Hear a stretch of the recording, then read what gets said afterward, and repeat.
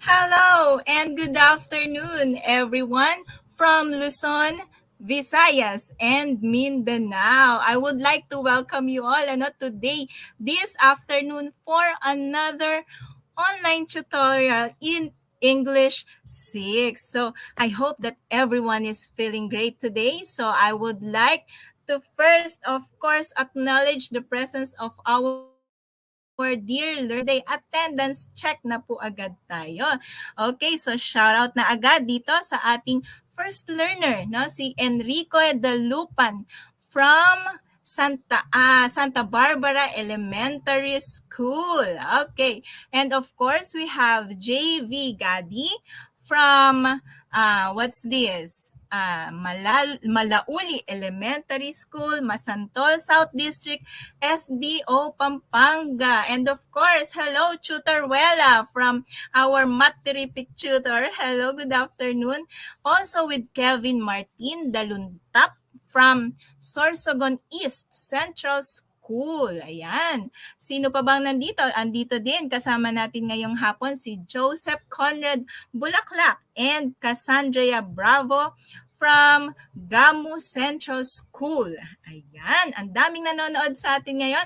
That is why we are so excited na po, for our session for today. All right. So, here with me is Tutor Jazz na medyo nasa biyahe pa yata. So, we will miss you today, Tutor Jazz. No, so, pagtsagaan niyo po muna ang inyong lingkod. So, I am Tutor Net from SDO Pasig City, San Lorenzo Ruiz Elementary School. And of course, today, we are already in week 2. And so, alam nyo ba, trivia muna tayo, no? Dahil today is Choose English Day. No, it is not just Choose English Day today, but also today is what we call, anong tawag dito? Tuesday. That is why we call this Tuesday, because today is February 22, 2022. Okay. So, let's move on now. I would like to send my to our development team of the self-learning module that we are going to use this afternoon, quarter 3, self-learning module 2. And our topic is all about provide evidence to support opinions. Okay, so from the writer, editor, reviewer, the layout artist, the management team from SDO Pasig City. Okay, thank you very much. And of course, I would like to acknowledge also our laudable output from our week 1 additional activities. Of course, nandito yung mga gawa ni Lorraine Villanueva. We also have from Jiro Alexander C. Flores. Ayan, we also have from Adrian Ray Rivera. We have also Maria Arian May B. Zacarias. We have Cassandra Bravo. Ayan, nandito din yung gawa ni JV Gadi. Okay, so thank you very much and congratulations to our dear learners na talagang nag-extend ng kanilang effort on doing their additional activities. Okay, so learners, our English warriors, are you now ready for our quarter 3, week 2 online tutorial in English 6? And our topic for today is, yes, to provide evidence to support opinions. All right. But before that, of course, we need to know what is our objectives for today. So after going through this episode, our online session for today, you are expected to, number 1, is to provide evidence to support an opinion. Another one is to write an opinion and supporting evidence. Okay, and the third one is, of course, to identify practices that promote health and safety. So those are our objectives this afternoon. Now, let me see what have you learned from the past lesson and of course, what you already know with our topic for today.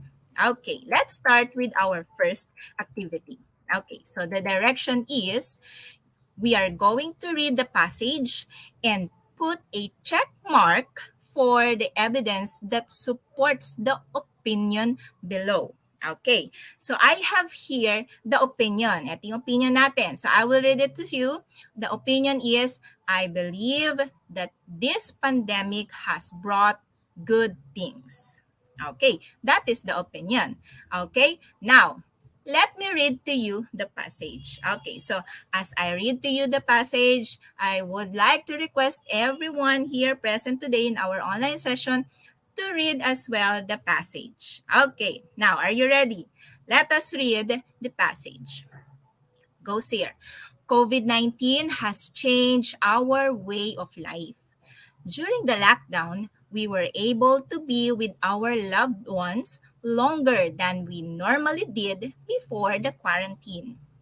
Parents had time to cook for their children. Children got to spend watching television shows and playing games with their siblings. And most of all, we've got the chance to help other people, especially those who need food to survive. Okay, so that is the passage that we have read. So I'm going back to the opinion that I have shown you a while ago. So the opinion is, based on this passage, this become the opinion. I believe that this pandemic has brought good things. Now, what you're going to do is what? To put a check mark for the evidence that supports the opinion below. Di ba? Binasa ko yung passage sa inyo. And then here is our opinion. Now, I'm going to give you sentences. You're going to put a check mark, no, if the sentence provide evidence to the opinion. Okay, let's check number 1. COVID-19 has changed our way of life. Tingnan nga natin. Ayan, ang dami na agad sagot. Okay, tingnan natin ang mga answers nila. Nako, ang dami ko na nalagpasan. Okay, Francis Ryan Andres, check. Roxeline Aderol, check. Okay, so most of you answered it, check. Okay, as well as Cassandra Bravo, JB Gadi, Eliza Jane Atrigino, alright? Ayan, Lara Jane Cardenas. Okay, so ang daming sumagot ng check. Okay, as well as Trisha Denise Estanislao. Lara Jane Cardenas. Okay, let us see. Our correct answer is, of course, that is evident in our passage. Okay, very good, children. Okay, now let's move on to number 2. During the lockdown, we were able to be with our loved ones longer than we normally did before the quarantine. All right, is that being evident to our passage? Okay, let us see your answers. Is that a check, check, check? Okay, let us see. Number 2 na tayo ha, Kevin Martin. If it is not evident, you mark it X. Okay? So if it is evident, put a check. If it's not, okay, you put X mark. Okay? Okay. Next, sige, tignan natin ang inyong mga answers. JV Gadi, check. Adrian, check. Angelique Marie Salazar, check. Okay. Let us see our answer. Oh no, that is not being told in our passage. Okay, next. Number 3. Parents had time to cook for their children. Okay. What is that? Okay, number 3. Let us see.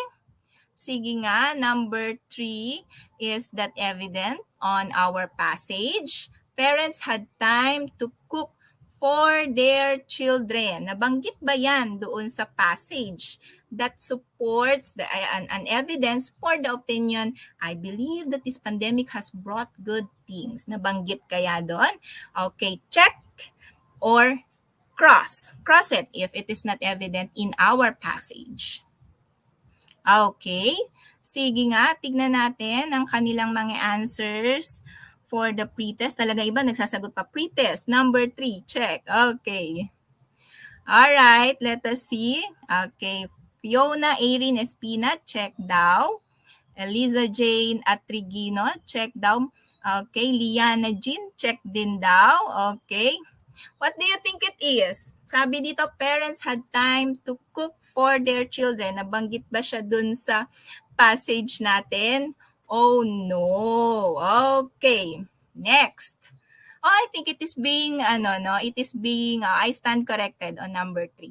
Okay, yes, it is being said in our passage. Okay, so your answers are all correct. Okay, next, number 4. Children got to spend watching television shows and playing games with their siblings. Okay, so what is that? Tignan nga natin. Meron na agad nakasagot si Andrian Ray Rivera. Okay, that is checked. Liana Jean V. Agoot. Okay, that is also checked. Okay. Ayan. Kevin Jane Cardenas. Okay, that is checked. All right. Gwyneth Angeline. Okay, Denise Lopez also says check. Okay, ayan. Up. Okay. And so, our correct answer is, let us see. Nawala po yata yung aking wait lang. I'll just check my PowerPoint. Okay.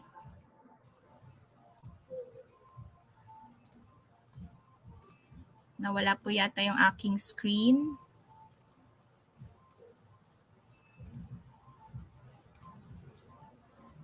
Okay na po ba? Ayun, bumalik na. Okay. So our answer is, okay, I'm so sorry about that. So sometimes meron talaga tayong technical glitches. Okay, and so we're back. Our presentation is back. So number 4, your answers are all correct. Of course, no? Totoo naman yan. Children got to spend watching television shows and watching and playing games with their siblings. Okay, next. Let's move on to number 5. Ayun. Okay. And most of all, we got the chance to help. Okay. And then the answer is already there. Okay. So, tignan natin mga answers nyo, of course. Ayan. For number 5, it is very evident in our passage. Okay. So, learners, napaka-active natin for this afternoon, ano? So, maybe alam ninyo na yung ating tinatakbo ng ating discussion for this afternoon. Okay, so now let me see. As a recap, thank you very much for participating in our first activity. Now let's move on to our recap. All right. So these are the things to remember on how to make a report on differing viewpoints. So as you remember, this was the lesson tackled by Tutor Just last week. Okay, so number 1 is the report must have a single generalization that serve as the focus of attention, and that is the topic sentence. Another one is that the writer must control the content of every other sentence in the organization of the report. Another one is that the report must have more specific information or details than the topic sentence. So these are the things that we need to know when we are talking about differing viewpoints. So now let us discuss our main topic for today, which is all about providing evidence to support opinions. So last time, we have discussed the different opinions that we can make out of different passages. So today, let us talk about providing evidence. So if you have an opinion, of course, you need to support it with an evidence. And of course, everyone is entitled to have an opinion. Our opinion may be the same. So, minsan, pwedeng pare-pareho tayo ng opinion. But there are times na magkakaiba tayo ng perspective, ng viewpoint. okay, ng opinion. Now, if someone has to make an opinion, he or she may begin his or her statement with, ito yung pwede nating starting point ng ating statement. First, in my opinion, that. Yan, okay. The next one is, I think, okay.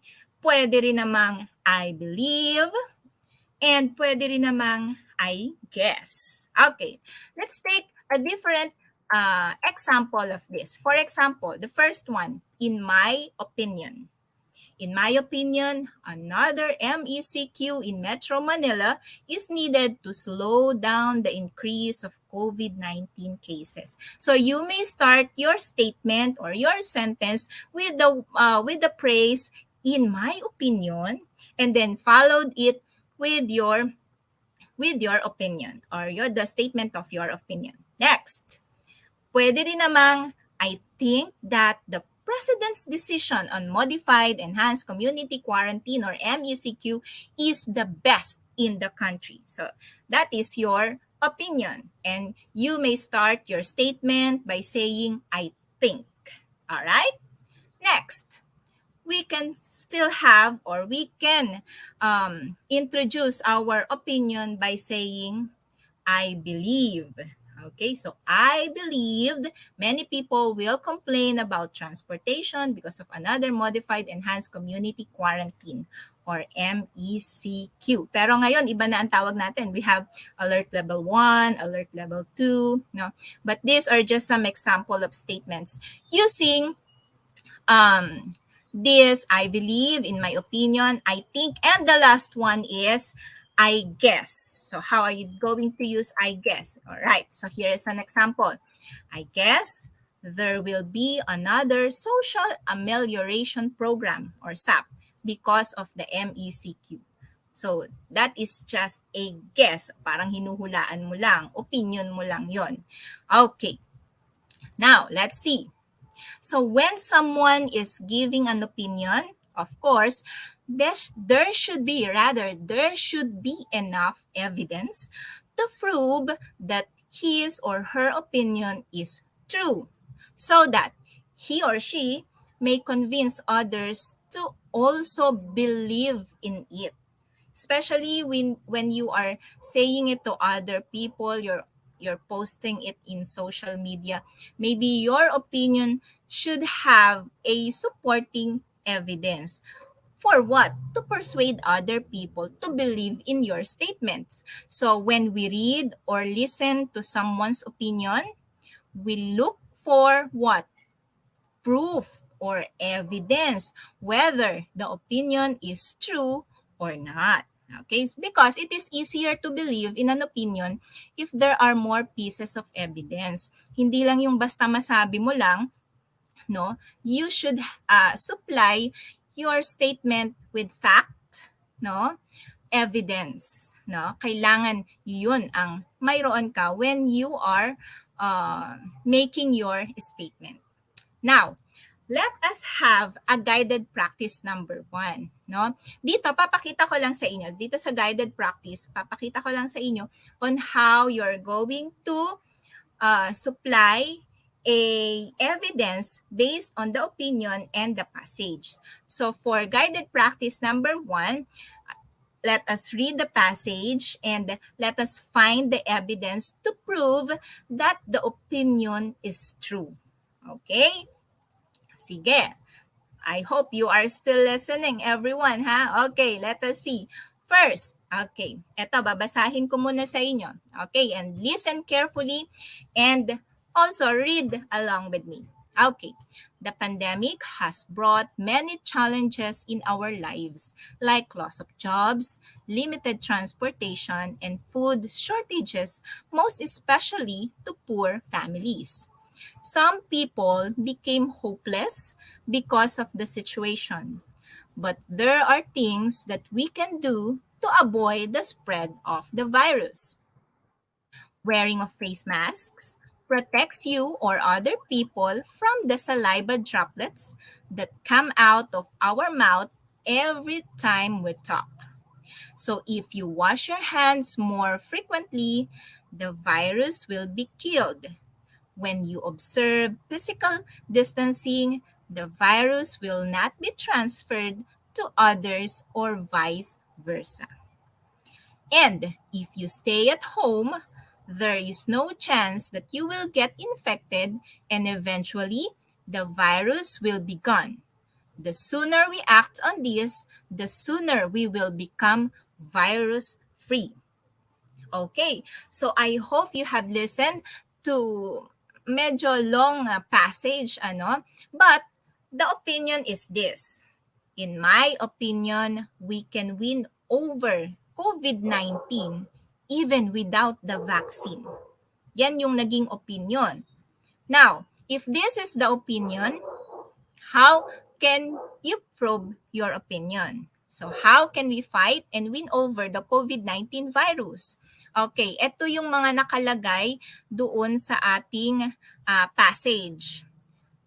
Wearing of face mask, hand washing, physical distancing, and staying at home. So those are the 4 ways on how we can fight and win over the COVID-19 virus. But it doesn't mean ito ay isang example lang disclaimer. I am not saying that vaccine is not helpful Of course, everyone is being encouraged to be vaccinated. Lalo ngayon, meron ng vaccine for ages 5 to 11 years old. So if it is already available into your locality, please go get one. Okay, next. We are another guided practice. Okay, but for this one, you're going to interact. Kanina kasi talagang guided practice, ako yung nagsagot. But for this one, you are going to type in your answer in our comment section. And here is our direction. So based on the picture, I'm going to show you a picture later on. And then you're going to type yes if the sentence is an evidence that supports the opinion below, and no if not. So this is just yes or a no. Sige nga, tignan natin. Let us see. Yan. Okay, so meron tayong picture dito. And based on the picture, ito yung naging opinion. Pupils can still learn even during the pandemic. Okay, now, take a look at the picture. Tingnan yung maigi yung picture kasi yung mga question ko sa susunod, you're going to answer if it is evident on the picture para masabi mo na ito yung iyong opinion. Okay, so number 1, ayan. Parents can help the pupils read. Okay, tignan nga natin your answers for number 1. Ayan, sabi ni Laika Alea, yes. Eliza Jane Atrigo, yes. Leah Jean, Roxylene, Francis Ryan, Angelique Marie Salazar. Sino pa ang nagsagot? Si Denise Lopez, si Francis Ryan, Cassandra, Arian, Liana, Fiona, Trisha Denise. Ayan, ang dami pang sumasagot. Okay, so your answers are yes. Tignan natin. What is the correct answer? Of course, that is a yes. Okay, next, number 2. There are books at home. Oh, what do you think? Is that yes or no? There are books at home. For number 2, type in the number first before your answers. Okay? Let us see your answer. Si Kevin Martin may sagot na no. Sabi niya. Si Gwyneth says yes. Si Francis Ryan says no. Si Adrian Ray, sabi niya no. Liana Jean, yes. Kyle Joseph, yes. Angelique Marie, no. Let us see. There are books at home. Nandun ba sa picture yon? Yes, of course. Nakita naman natin, there are books at home. Okay. on the picture ha, dun sa picture na pinakita ko sa inyo kanina. You are going to base your answer on the picture that I have shown you a while ago. Kaya sabi ko sa inyo, titigan nyo maigi yung picture. Okay, next, number 3. The pupils are reading their books. For number 3, the pupils are reading their books. What is that? Is that a yes or no? Okay, si Adrian nagsagot na agad, sabi niya yes. Si Denise Lopez say yes. Liana Jean, yes. Cassandra, yes. Arian Jane, yes. Aba, puro yes ang nakikita kong sagot. Okay, let us reveal the answer now. Okay, so of course, that is a yes. All right, next, number 4. There are limited learning materials at home. Okay, nakita ba yan dun sa picture? That there are limited learning materials at home. Sige nga, tingnan natin ang inyong mga sagot for number 4. Number 4 na tayo, children. Come on, number 3 pa rin ang nakikita ko. Okay, number 4. Ayan, si Trisha Denise says yes. Si Andy Michelle Ampayo sabi yes. Si Cassandra Bravo, yes din daw. Uy, may sumagot ng no. Sabi ni Kyle Joseph, answers no. Okay, sino pa nagsagot? Si Lara Jane, yes. Angelic Marie, yes. Si Kyle Joseph, no. Okay, let us reveal our answer. And the correct answer is no. Okay. The limited learning materials at home are not being manifested in the picture that I have presented to you a while ago. Okay, next. But that's okay. We still have number 5. Okay, number 5. The house is quite small as a learning environment. What is that? Number 5. The house is quite small as a learning environment. What do you think is that? Okay, number 5. Eliza Jane, yes. Cassandra Bravo, yes. Andy Michelle, yes. Adrian Ray Rivera, yes din daw. Sige, sino pang magsasagot? Si Liana says no. Lara Jane, yes. Si Fiona Erin, yes din siya. Okay, tingnan natin yung iba pang comment. Come on, learners. Ayan, sige. Maybe we have to reveal na because it's already 1:30 na. Yes pa rin ang mga sagot nila. Of course, our answer is no. Okay. The house is quite small as a learning environment.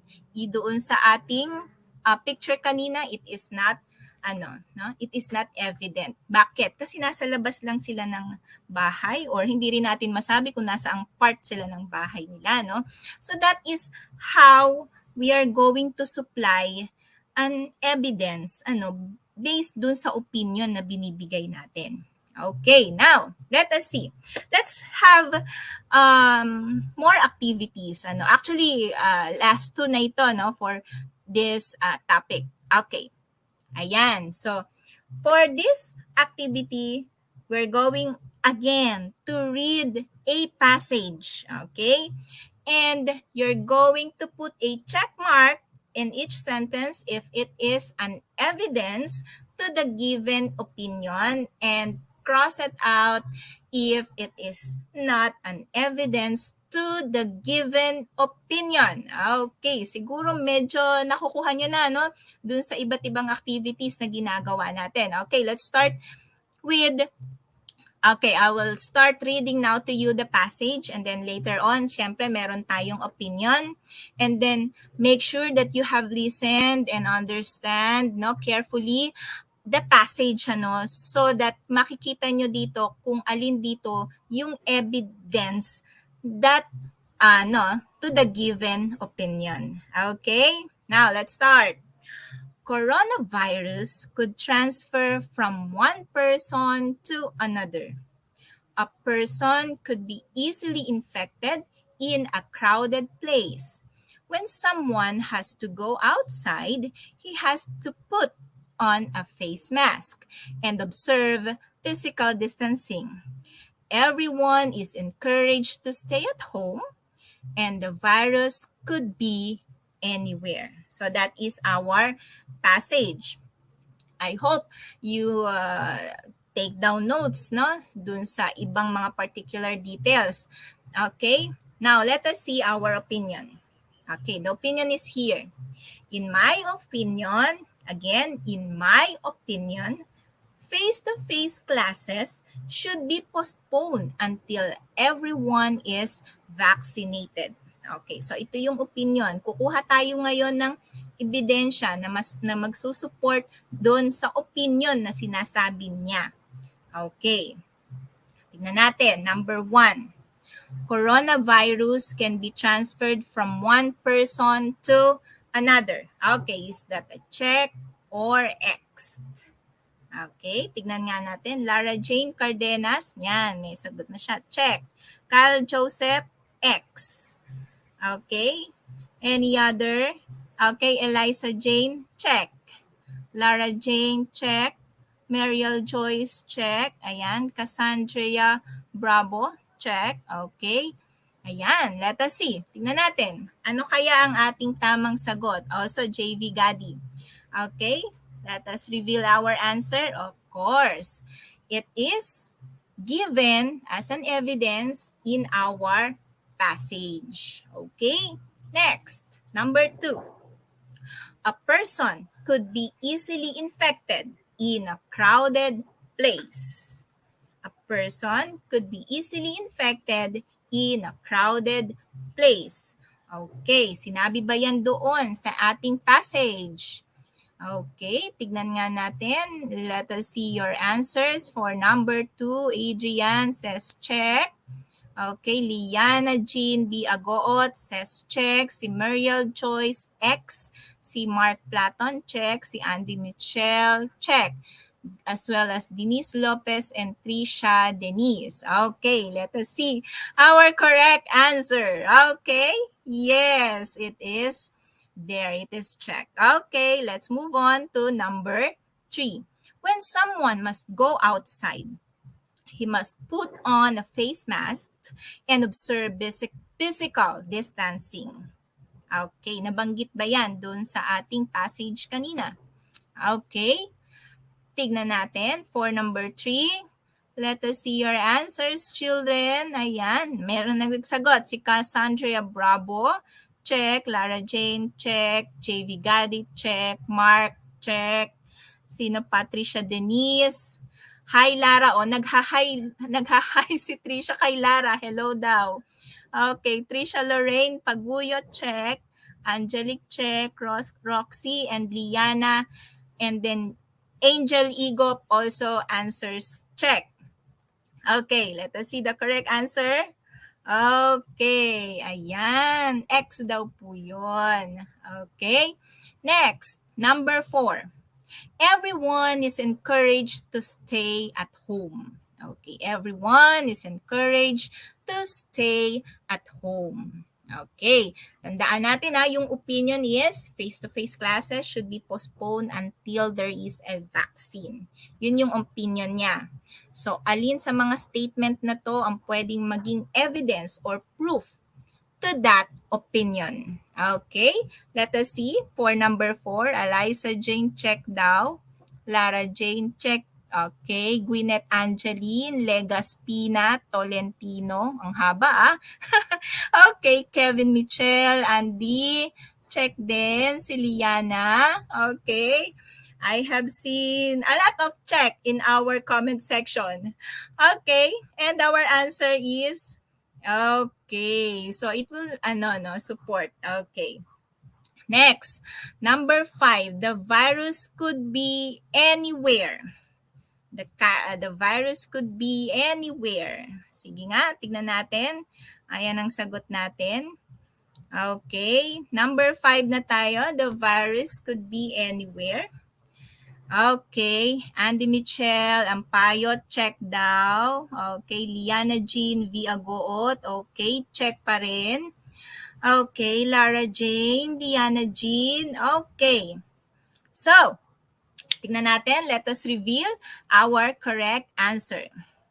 Okay, so that is check. Okay, very good, learners. You did a great job this afternoon. And of course, let us wrap things up.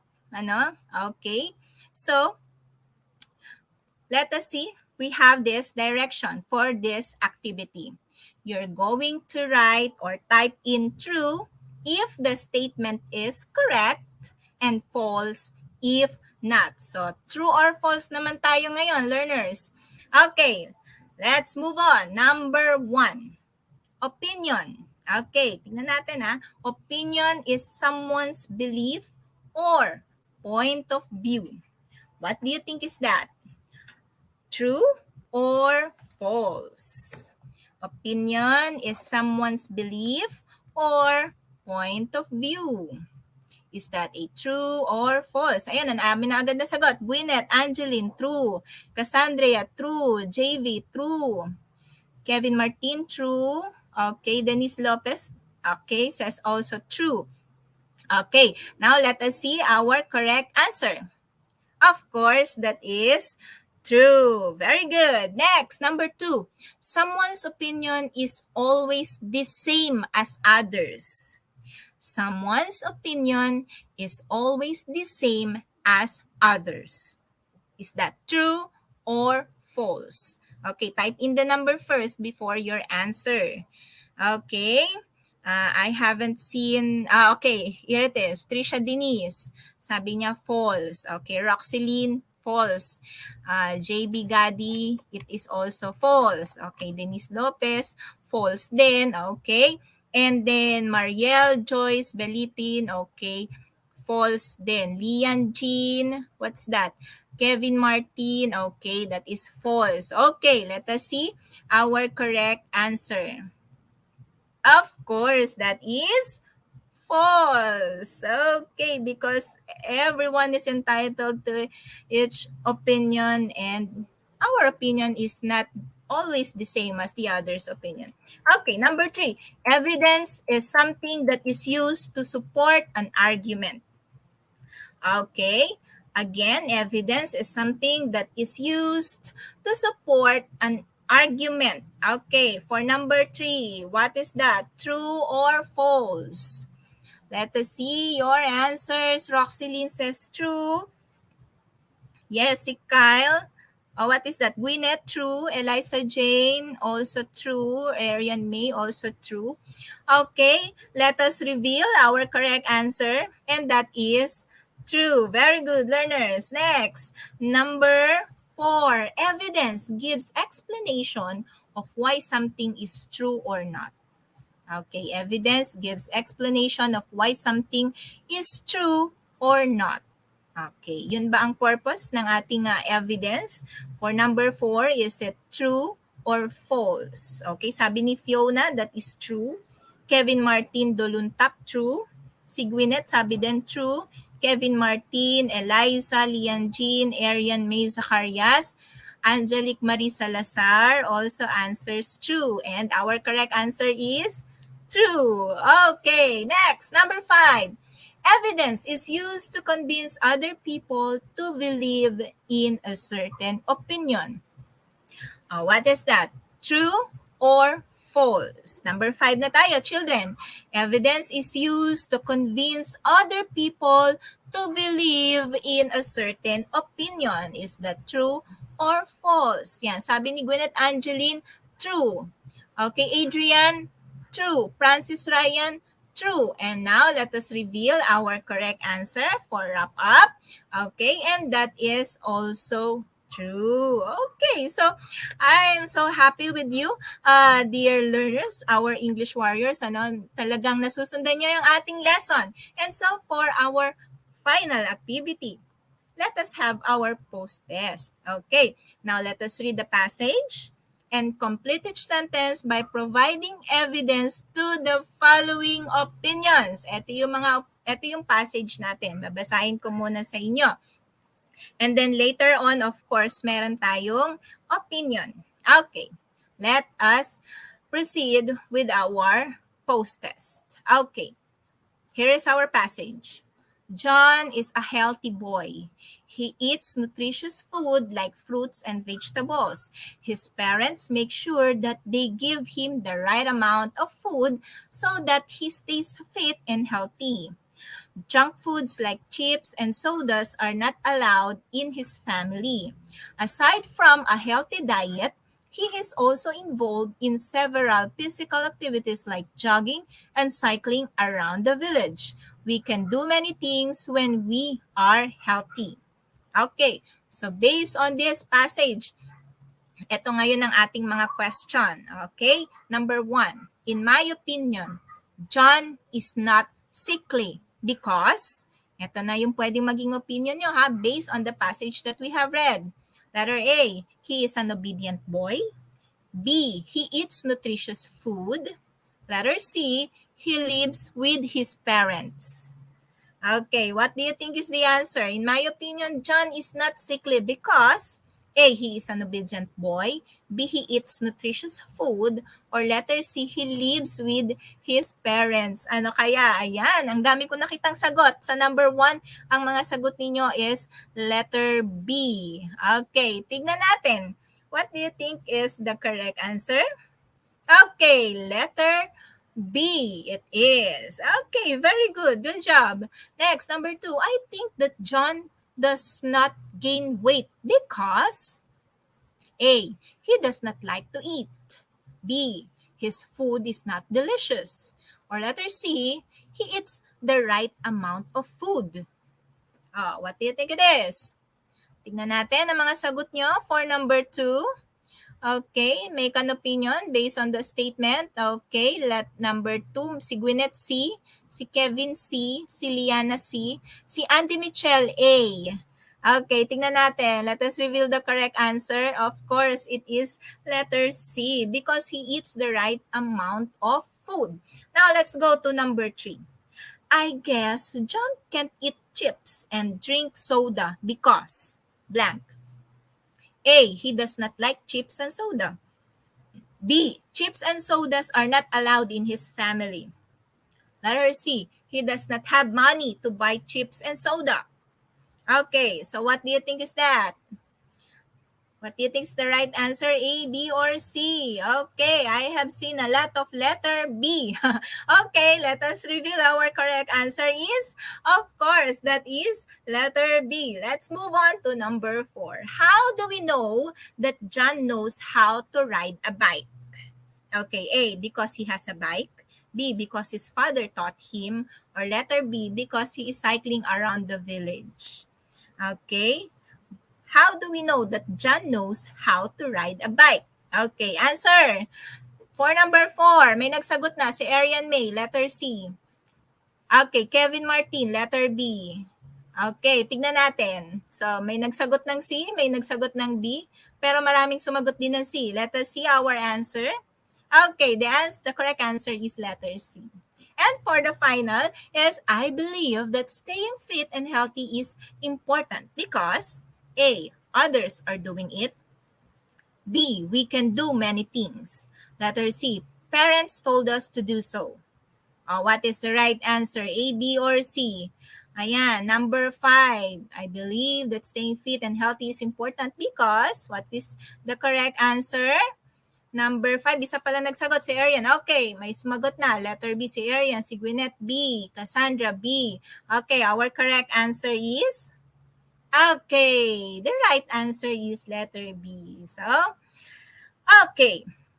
Now, for your additional activity, okay, I would like you to take a picture of this one. No? So what you're going to do is to give your opinion based on the picture and support it with evidence. Okay? For example, for number 1, in my opinion, blank. Okay, ano masasabi nyo dun sa picture? Ano magiging opinion nyo dun? Because blank. Okay, supply it with a proper evidence. Okay, that is for number 1. This is for number 2. Okay, take a picture of this one. And then this is for number 3.